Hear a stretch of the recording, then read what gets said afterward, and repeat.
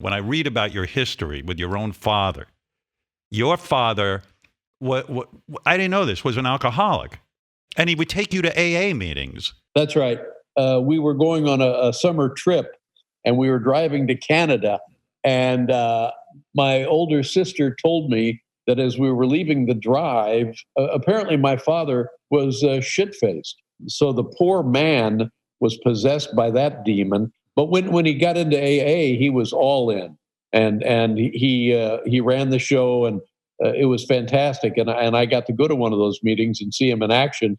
And it was, like open mic night. It was great. So he was a performer. In other words, the AA meeting would give him an audience.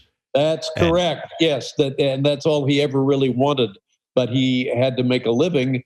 And in those days, what did you do? The guy could play a pipe organ, one of those giant cathedral-like organs, and go nuts on it.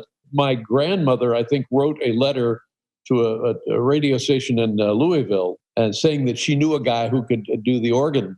And if that had happened, he would have been a much happier, different kind of guy, and maybe that would have intervened in the alcohol addiction. So he never realized the dream of using that, like he didn't get a show business kind of job. No, he tried everything he did with the church activities or associations with his flower shop. He liked to get up and do jokes, and he was a showman, and he wanted to do it. And this was heartbreaking. In the old days, when you would get a Sunday paper, and they would have the funny papers, and they would have the magazines.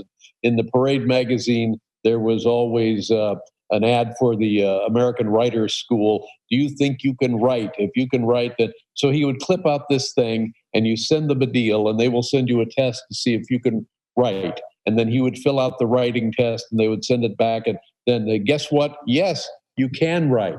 So, I mean, even then, that made me sad, because I knew that filling out a form in a Sunday magazine was not going to get you on the bestseller list.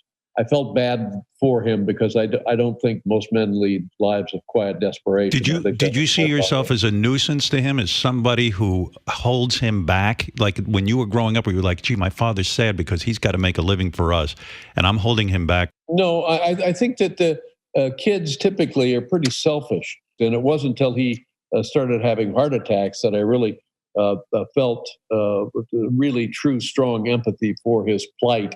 And I remember I had a TV show in Indianapolis, and I had him be on the show as a guest. And I thought, wow, this is, I think that was good for both of us, because I was able to give him that opportunity, give him that experience. It was just a local morning TV talk show, but there I was talking to my father, and I don't know. I thought that was important.